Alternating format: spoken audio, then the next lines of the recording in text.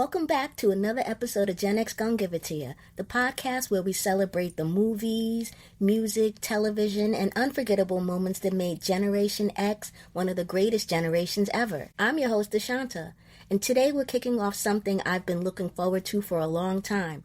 The very first episode in a brand new series dedicated to one of music's most fascinating topics, one-hit wonders. Now, when you hear the phrase one-hit wonder, you might think it means an artist who had one successful song and then disappeared. But as we'll discover throughout this series, that's rarely the whole story. Many of these performers enjoyed long careers, influenced countless artists, and continued making great music. They simply had one song that broke through and became forever woven into the soundtrack of our lives. These are the records that instantly take us back to family cookouts, roller rinks, school dances, neighborhood block parties, long summer days, and those moments when the radio introduced us to songs we'd never forget. In this first installment, we'll revisit 5 unforgettable classics that continue to stand the test of time. We'll talk about Jean Knight and the confidence-filled anthem, Mr. Big Stuff.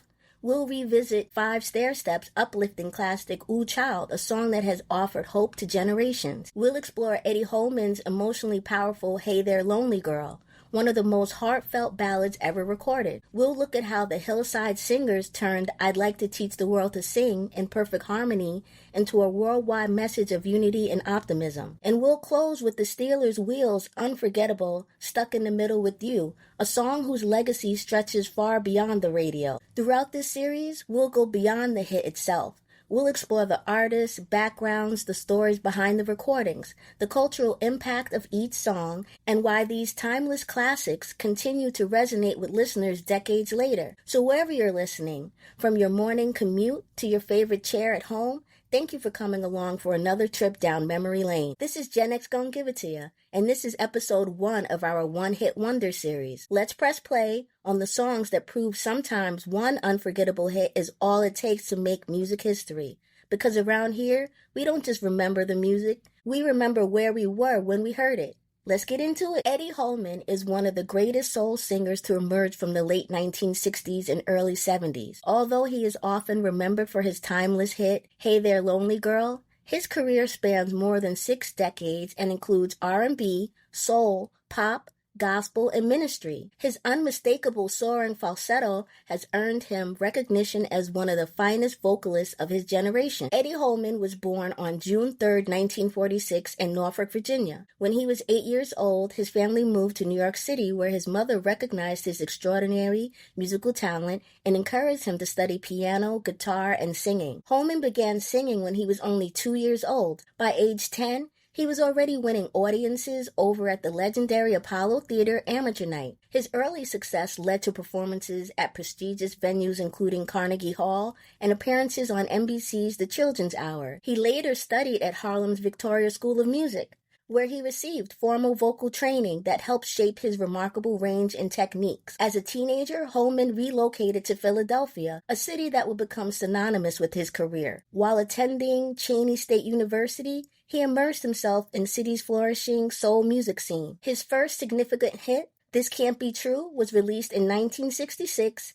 and reached the Billboard's chart. Additional successful recordings followed, including Am I a Loser from the Start, I Love You, Don't Stop Now, and Kathy Called. These songs established him as one of Philadelphia soul's most gifted vocalists before his biggest breakthrough arrived. Released in late 1969, Hey There Lonely Girl became Eddie Holman's signature song and one of the defining soul ballads of its era. The song, originally recorded in 1963, is Hey There Lonely Boy by Ruby and the Romantics. Holman's version changed the title and perspective, transforming it into an emotional declaration from a man comforting a heartbroken woman. And Holman's breathtaking falsetto, the recording became an instant classic. The single reached number 2 on the Billboard Hot 100, sold more than 1 million copies, earned a gold record, later reached the top 5 in the United Kingdom, and has appeared in films, television, commercials, and countless oldies and soul playlists. What truly separates Eddie Holman from other soul singers is his extraordinary falsetto. His voice effortlessly transitions between a rich tenor and an angelic high register, allowing him to deliver songs filled with tenderness and emotional vulnerability. versatility. Music critics have praised the precision, range, and purity of his vocals,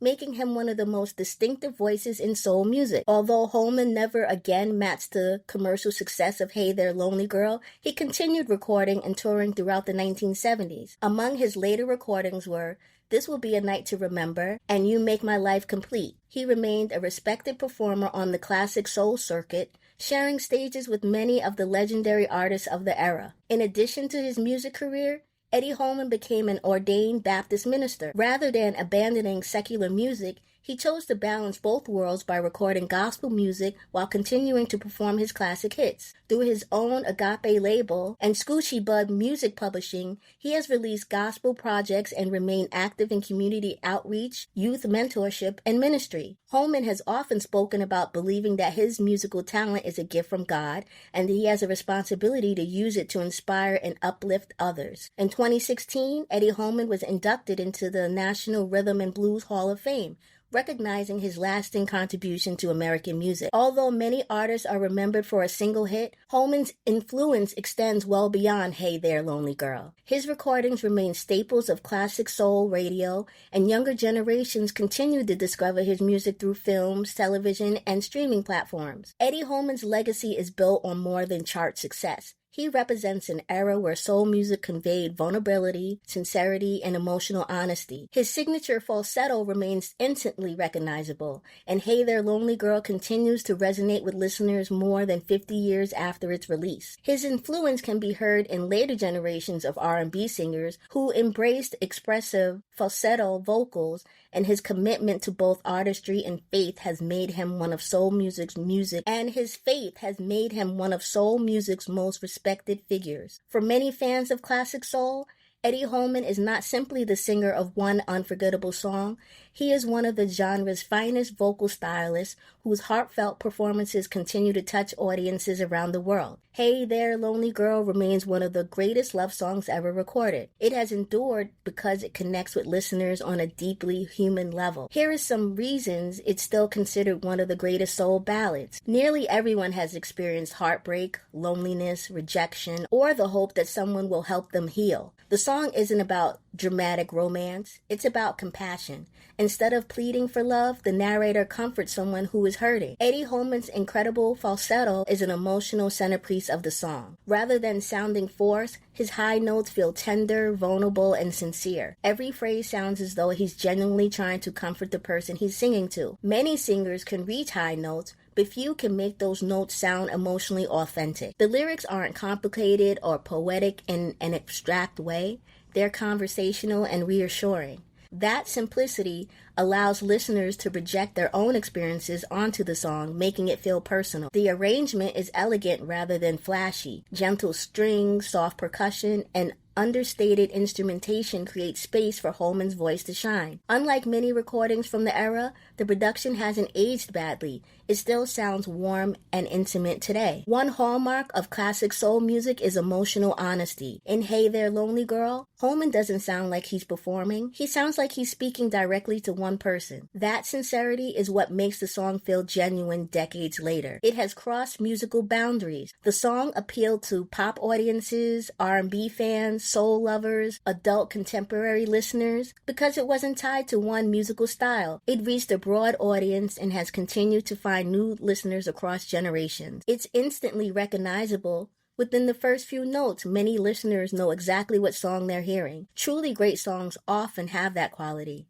They establish a mood immediately and remain memorable decades after their release. For many Gen X listeners, Hey There Lonely Girl evokes memories of growing up in households where soul music played on the radio, on vinyl records, or at family gatherings. It's one of those songs that can instantly transport people back to a specific place or time. Next up on the list, and I'm so excited to talk about this one, I grew up loving the song. As the years went on, it quietly became a memory until I went to go see Boys in the Hood. Remember when we saw Doughboy walking out of that house in handcuffs? All of our hearts were broken. And at the same time, we listened to that song because it resonated perfectly with the sequence of events. The Five Stairsteps were a groundbreaking family singing group from Chicago, Illinois, whose heartfelt memories helped shape the sound of soul music during the late 1960s and early 1970s. Long before before the world fell in love with the Jackson 5, the Five Stairsteps earned the nickname the first family of soul. Their success proved that a talented family group could captivate audiences with powerful vocals, polished performances, and emotional storytelling. The group consisted primarily of siblings from the Burke family: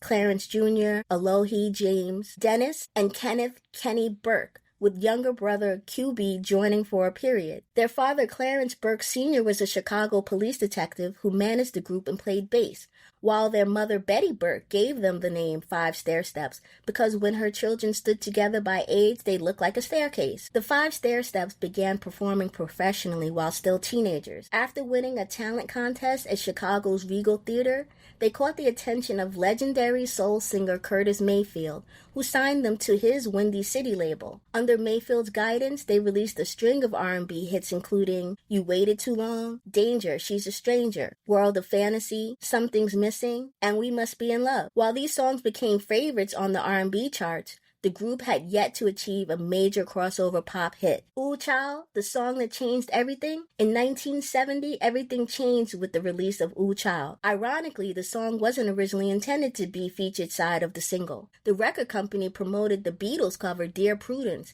as the A-side, while Ooh Child was placed on B-side. Radio DJs quickly realized the inspirational soul ballad was the stronger record and began playing it instead. Audiences immediately connected with this hopeful lyrics and uplifting melody. Written by producer Stan Vincent, Ooh Child climbed to number 8 on the Billboard Hot 100 and number 14 on the R&B chart, selling more than 1 million copies and becoming the group's signature song. Why is Ooh Child so popular? Few songs capture hope quite like Ooh Child. Released during one of America's most turbulent periods amid the Vietnam War, civil unrest, and social upheaval, the lyrics offered something people desperately needed: reassurance. Things are gonna get easier. It's an incredibly simple lyric, but that's exactly what makes it timeless.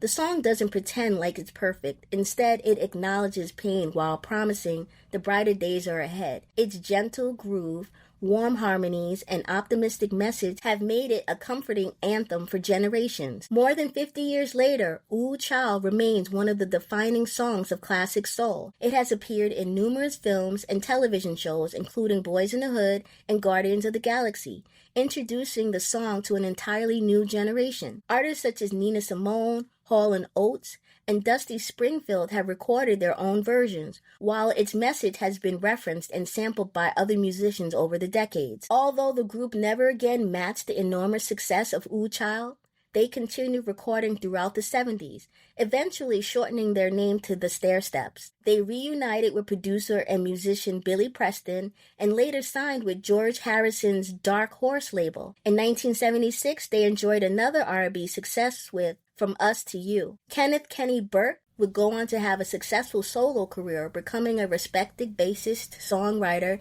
and producer. His 1982 hit Rising to the Top became a classic in its own right and has been sampled extensively in hip-hop and R&B. The Five Stair Steps may not always receive the same recognition as other Motown-era family groups, but their influence is undeniable. They helped pave the way for future family acts and demonstrated that soulful harmonies could cross racial and musical boundaries. More importantly, they left behind a song that continues to inspire people during life's most difficult moments. Ooh Child reminds us that hope is powerful, healing is powerful, and tomorrow can be better than today. That's why more than 5 decades after its release, the song still resonates with listeners of every generation. For many Gen X listeners, hearing those opening horns and the reassuring words, things are going to get easier, instantly transforms us back to the simpler times and perhaps offers the same comfort today that it did in 1970. Next up, Jean Knight, the queen of Mr. Big Stuff. Jean Knight was an American soul, R&B, and funk singer whose bold voice, infectious personality, and unmistakable swagger made her one of the defining female artists of the early 1970s. Although she is primarily remembered for her signature hit, Mr. Big Stuff, that one recording became one of the most influential soul songs ever made and remains a permanent fixture in American popular music. Born Jean Audrey Caliste on January 26, 1943, in New Orleans, Louisiana, Knight grew up surrounded by the rich musical traditions that made the city famous: Gospel, blues, jazz, rhythm and blues, and early rock and roll all shaped her musical style. Before fame arrived, she balanced her dreams of becoming a singer with everyday jobs, including working as a baker and in a college cafeteria. Unlike many artists who found overnight success, Jean Knight spent years trying to break into the music industry. She began recording during the mid-1960s for small regional labels including Jetstream and Tribe Records. While these early singles gained attention around Louisiana, none became national hits. Despite her talent, the music business proved difficult, and for a time it appeared her recording career might never take off. Everything changed in 1970 when legendary New Orleans producer Wardell invited her to record at Malaco Studios in Jackson, Mississippi. That recording session would change music history. Released in 1971, Mr. Big Stuff exploded onto radio stations across America.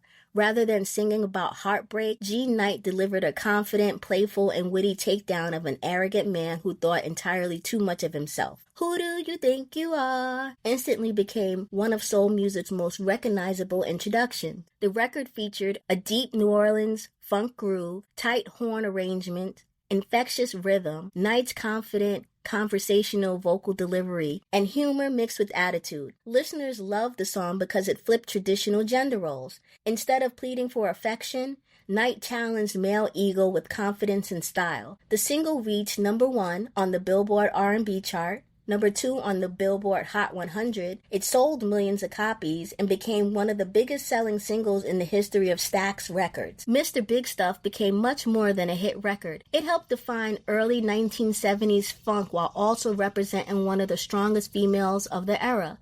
The song has appeared in films, television shows, commercials, radio playlists, and countless greatest soul song compilations. It has also been sampled and referenced by numerous hip-hop and R&B artists, introducing Jean Knight's music to new generations. One of my favorite rappers, Heavy D, transformed it into an old-school hip-hop record by borrowing the instantly recognizable chorus, "Mr. Big Stuff, who do you think you are?" and building new rap verses around it. Although no later recording matched the commercial success of Mr. Big Stuff, Jean Knight continued recording throughout the 1970s, 80s, and beyond. Among her better-known songs were "You Think You're Hot Stuff," "Carry On," and "Don't Mess With My Toot Toot." Her 1985 version of "My Toot Toot" became another notable success, particularly among fans of Zydeco and Southern music. Unlike many artists whose careers faded after a major hit, Jean Knight remained an active performer for decades. She became a beloved figure at New Orleans jazz festivals,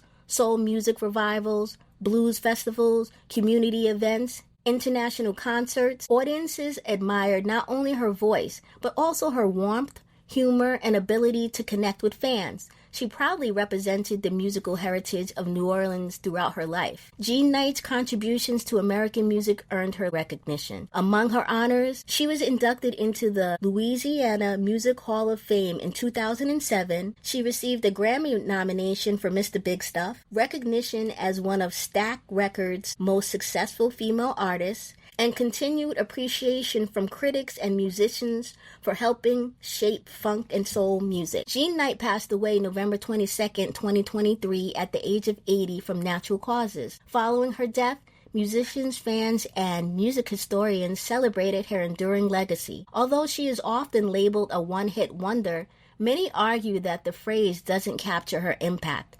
One extraordinary song can define an era, and Mr. Big Stuff did exactly that. Why Mr. Big Stuff remains one of soul music's greatest songs. Like Eddie Holman's "Hey There Lonely Girl," Jean Knight's signature recording has stood the test of time because it possesses qualities that transcend trends. It features an irresistible groove that still sounds fresh more than 50 years later.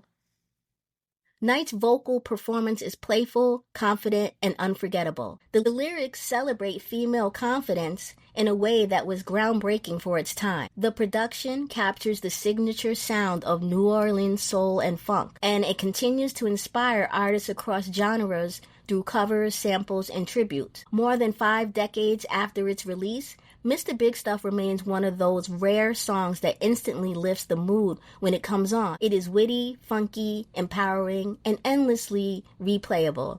a recording that perfectly captures the spirit of classic American soul. For many music lovers, Jean Knight may be forever associated with one iconic hit, but that one hit secured her place in music history. Her voice, attitude, and unforgettable performance ensured that Mr. Big Stuff became not just a song, but a timeless anthem of confidence, personality, and Southern soul. Up next, the Hillside Singers recorded one of the most recognizable and uplifting songs of the early 1970s with I'd Like to Teach the World to Sing in perfect harmony. What began as a television commercial jingle unexpectedly became a worldwide cultural phenomenon, symbolizing peace, unity, and the belief that people from every nation could live together in harmony. More than 5 decades later, it remains one of the most beloved songs ever associated with the ideals of the era. The song's story is unlike almost any other hit record.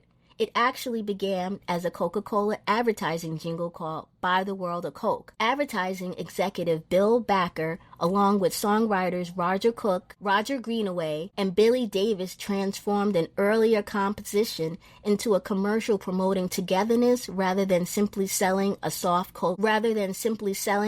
drink. The famous Hilltop commercial featured young people from many different countries standing together on a hillside in Italy, each wearing traditional clothing while singing about sharing peace with the world. The commercial resonated so deeply with viewers that radio stations received countless requests from listeners wanting to hear the entire song, even though only a short advertising version existed. Since the British group The New Seekers was unavailable to immediately record a full version, producer Al Hamm assembled a studio vocal group specifically for the project. They became the Hillside Singers, named after the famous commercial. The lyrics expanded into a complete song by removing the Coca-Cola references while preserving its hopeful message. Released in late 1971, the record quickly climbed the charts, reaching number 13 on the Billboard Hot 100 and number 5 on Billboard's Easy Listening chart, proving that listeners connected with the song's message beyond its advertising origins. Unlike many pop songs centered on romance, heartbreak, or personal triumph, I'd Like to Teach the World to Sing speaks to humanity as a whole. Its central idea includes building a peaceful world, friendship among nations, love instead of division, caring for one another, living in harmony despite differences. The repeated phrase, in perfect harmony, works on 2 levels. It refers not only to singing together musically, but also to people learning to live together peacefully. The early 1970s were filled with uncertainty. The Vietnam War continued, political tensions divided nations, civil rights movements were reshaping society. Young people around the world longed for optimism after years of conflict. Rather than protesting or criticizing, this song offered something simpler, a vision of what the world could be. Its hopeful tone made it feel almost like an anthem for ordinary people who wanted kindness to replace conflict. Musically, the song perfectly complements its message. Its bright, major key melody creates immediate warmth and optimism. The acoustic guitars, gentle percussion, and layered vocal harmonies produced a comforting folk pop sound that was popular during the era. Instead of showcasing one lead singer, the arrangement emphasizes the group singing together, reinforcing the lyrical theme that everyone's voice matters. The chorus is intentionally easy to remember, making listeners feel as though they are invited to sing along. Few commercial jingles have ever become legitimate hit records. This song did exactly that. After the Hillside Singers' success, the New Seekers also released their own version, which became an even larger international hit, reaching number 1 in the United Kingdom and selling millions of copies worldwide. Remarkably, the Coca-Cola Company chose to waive its royalty payments, with proceeds instead benefiting UNICEF. With proceeds instead benefiting UNICEF. The song has endured for decades because its message never goes out of style. It has been featured in television shows, documentaries, commercials, and nostalgic retrospectives. Many people who grew up during the 1970s remember learning it in school choirs or hearing it performed during community events, where its simple lyrics and universal themes made it especially meaningful. The song continues to evoke memories of a time where music often carried messages of hope and collective responsibility. Even in today's world, the song still feels surprisingly relevant. Its lyrics avoid politics, religion, and ideology, focusing instead on shared humanity. In an era often marked by division, I'd like to teach the world to sing reminds listeners that compassion, understanding, and unity are aspirations that transcend generations. That timeless message is why it continues to resonate with listeners more than 50 years after its release. I'd like to teach the world to sing in perfect harmony is much more than a hit song or even one of the most successful advertising campaigns ever created. It became a cultural touchstone that captured the optimism of the early 1970s and transformed the commercial jingle into an enduring anthem of peace. For many members of Generation X, hearing its opening notes instantly recalls a simpler time when television, music, and shared cultural moments could inspire millions with a message of hope. Its gentle melody, heartfelt lyrics, and vision of a world united in perfect harmony ensure that it remains one of the most uplifting and memorable songs of its era. And finally, on today's episode of One Hit Wonders, few songs from the early 70s have enjoyed the extraordinary afterlife of Stuck in the Middle with You. Although Stealers Wheel is often remembered as a one-hit wonder,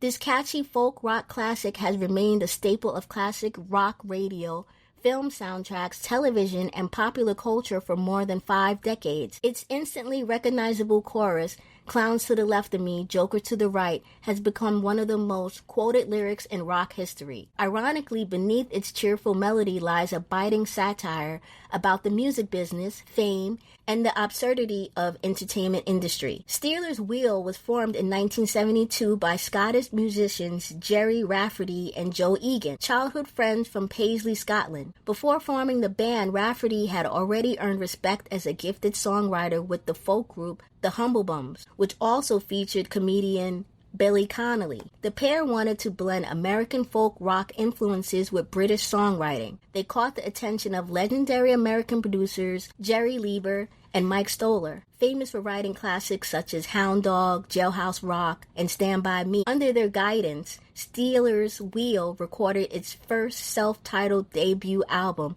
which introduced the world to Stuck in the Middle with You. One of the song's most fascinating aspects is that it was intentionally written as a gentle parody of Bob Dylan. When listeners first heard the record, many genuinely believed Dylan was singing. Gerry Rafferty mimicked Dylan's vocal phrasing, nasal tone, and storytelling style, while the song's harmonica-free arrangement still carried the spirit of Dylan's mid-1960s folk rock recordings. Rather than mocking Dylan personally, Rafferty was poking fun at how record companies desperately searched for the next Bob Dylan.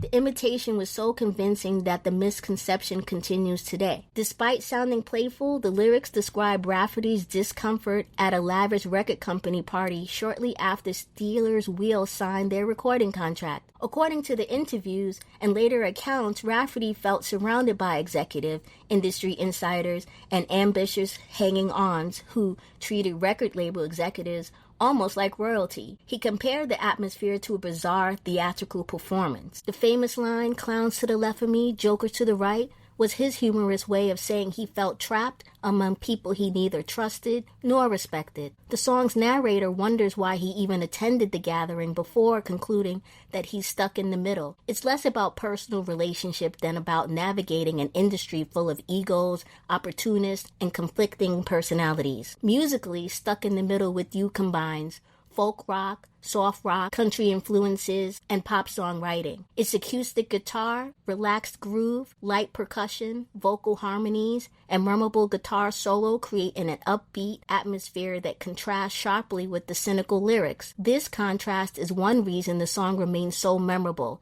It sounds so joyful while expressing frustration. Released as a single in 1973, the song became an international smash. Among its accomplishments, it reached number 6 on the Billboard Hot 100 in the United States, reached number 8 on the UK singles chart, climbed to number 1 in Canada, and sold well over 1 million copies worldwide. Despite this enormous success, Stealers Wheel struggled with management disputes, lineup changes, and legal disagreements. Internal tensions prevented the group from building sustained momentum, and they disbanded in 1975. Although Stealers Wheel faded, Gerry Rafferty went on to become one of Scotland's most respected singer-songwriters. His solo career produced classics including Baker Street, Right Down the Lane, and Night Owl. Many music historians now consider Rafferty one of Britain's finest melodic writers, even if Stealers Wheel is remembered primarily for one unforgettable hit. For an entire generation, the song became inseparable from Reservoir Dogs. Director Quentin Tarantino paired the upbeat tune with one of cinema's most disturbing scenes, in which Mr. Blonde, played by Michael Madsen, rest in peace, casually dances while torturing a captive police officer.